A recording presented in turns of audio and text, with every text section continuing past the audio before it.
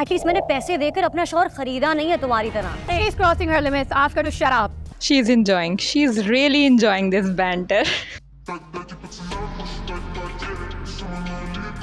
क्या जबरदस्त सीन देखने मिला है। सारा लीड क्लास रुबाब और अदील का बाहर फेंक के रख दिया शर्जीना ने। क्या बवाल तरीके से उसने बातें सुनाई हैं। टॉक्सिक दोनों, you both deserve each other. औकात सच में दिखा दी दोनों की। मजा आया। कभी मैं कभी तुम पूरा बिंज वॉच किया है एक रात में और हाजिर हूँ इसके रिव्यू के साथ। एपिसोड्स कमाल की थी, स्टोरी लाइन बहुत ज़बरदस्त है, टिपिकल सास बहू ड्रामा तो है, मगर शर्जीना और मुस्तफ़ा की ऑन गोइंग केमिस्ट्री की वजह से थोड़ी बहुत टिपिकलिटी बर्दाश्त की जा सकती है, कोई मसला नहीं है। रिव्यू शुरू करने से पहले बता दूं कि मैं एपिसोड 18 का रिव्यू ओवरऑल सब एपिसोड्स को कंबाइन करके दूंगी, तो वीडियो को एंड तक लाजमी देखना और वीडियो पसंद आए तो लाइक ज़रूर करना। तो ड्रामा में शर्जीना खुद पे बहुत कुछ बर्दाश्त करती है और बहू मजलूम है, ये सब दिखाया है, पर इसको कंपनसेट रुबाब करती है। वो भी बहू है पर वो बिल्कुल भी मजलूम नहीं है। So in this drama the equality is shown कि कोई भी जगह पे रिश्ता बुरा नहीं होता, लोग अच्छे या बुरे होते हैं। और अगर लोगों की तारीफ हो रही है तो सिद्रा का कैरेक्टर बहुत बहुत अच्छा है, एक लविंग और काइंड ननद और बहन, और इसके ऑपोजिट एक एनवियस ब्रदर है अदील जैसा, जो अपने छोटे भाई की खुशी से जल रहा है। अदील तो डे 1 से ही गोल्ड डिगर लगा मुझे, और अब तो हेरा फेरी भी करता है, and now he is hanging out with his wives friend. हमारे यहाँ बुजुर्ग कहते हैं जो जैसा होता है वो अपने आसपास वैसे ही लोग अट्रैक्ट कर लेता है। अदील जैसा लूज कैरेक्टर का इंसान, उसको नताशा भी वैसी ही मिली है। They both have issues in their married life, but इसका मतलब ये नहीं कि वो अपने स्पाउसेस को चीट करें, और जैसे ये दोनों मिल रहे हैं ऐसा मिलना दोस्तों में तो नहीं होता। रहा नहीं जाता।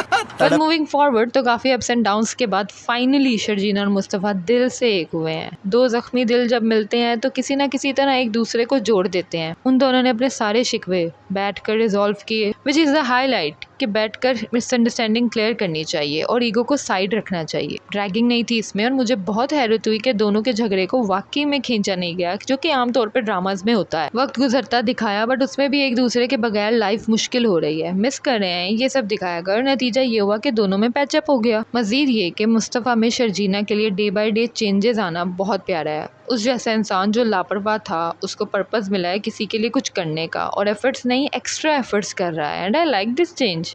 और शर्जीना का कैरेक्टर समझदार लड़की का है, तो उसको ऐसा दिखाया भी गया है। हर जगह पे उसके पेरेंट्स के थ्रू यही बात सुनने मिलती है कि वो समझदार है, वो साबिर बच्ची है। लेकिन मुस्तफ़ा में चेंज शर्जीना के सब्र और समझदारी से नहीं आया, उसके एतमाद और उसके प्यार से आया। क्योंकि स्टार्टिंग में शर्जीना ने बहुत होशियारी लगाई, मगर मुस्तफ़ा नहीं समझा। लेकिन जब बारिश की रात वो डर गई और उसके सामने रोई और बताया कि वो उसके लिए फिक्रमंद है और चाहती है कि सब उसकी रिस्पेक्ट करें, तब वो समझा। और फाइनली शर्जीना किसी के पास अब सिक्योर फील कर सकती है। तो इससे यही दिखता है कि हर जगह पे अक्लमंदी और समझदारी से काम नहीं लिया जा सकता। कुछ लोगों को चलाने के लिए, कुछ लोगों को अपने साथ रखने के लिए बहुत ही प्यार और मोहब्बत की जरूरत होती है। मूव ऑन तो शर्जीना और मुस्तफ़ा की केमिस्ट्री बहुत खूबसूरत है। एपिसोड में इनके scenes with the background song बहुत ज्यादा अच्छे से पिक्चराइज हुए हैं। स्वीट सीन्स थे, कोई बेवजह के फालतू इंटीमेट सीन्स नहीं दिखाए, बस एक नॉर्मल कपल का साथ में टाइम स्पेंड करना। और साथ ही मोस्ट इम्पोर्टेंटली डे 1 से दिखाई गई मुस्तफ़ा की क्यूटनेस। तो यही सब दिखाया गया है जो कि देखने वालों ने खूब एंजॉय किया है। आगे बात करूं रुबाब की, तो सिंह इज किंग का अक्षय कुमार का डायलॉग याद आ गया।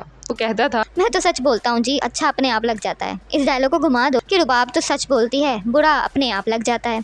मैं रुबाब की साइड नहीं ले रही हूँ, वो जैसे मासूम बन रही थी कि वो इंसल्ट नहीं कर रही थी यमुना और बिलाल की, इस पे मुझे ये कहना पड़ा है। बट एक बात तो है, एपिसोड 1 में इसकी एक्टिंग कन्फेशन वाले सीन की अदील के आगे मुझे बहुत ही फारिग लगी थी, तो लड़की ने काफी इम्प्रूव किया है। झगड़े के सीन में इसने हानिया के आगे, जो कि एक मिडिल क्लास है, खुद को इसने एक रिच स्पॉइल्ड ब्रेड के जैसे दिखाया, जो कि टॉप नॉच था। एक्टिंग में इसने इम्प्रूवमेंट दिखाई है इतनी कम एपिसोड में, जो कि कमेंडेबल है। और मैं ये कंक्लूजन भी इसलिए दे रही हूँ क्योंकि रात से सारी एपिसोड साथ देखी हैं, तो चेंज भी फील हुआ है। अब बात करूँ झगड़े की, इंसल्ट की, जो शर्जीना ने फेस की और फिर हुआ टाकरा जबरदस्त किस्म का। वैसे कलेश देखने में मजा बहुत आया। इधर से शर्जीना बोले, उधर से रुबाब बोले, फिर आंटी आ जाए, अदील भी, सब बोले। क्या बवाल घरेलू झगड़ा हुआ है। वो इंग्लिश में पिटर पिटर कर रही थी तो शर्जीना ने भी किया, और एंड में जो रुबाब को अदील समेत शर्जीना ने भिगो भिगो के बातों के थप्पड़ मारे हैं।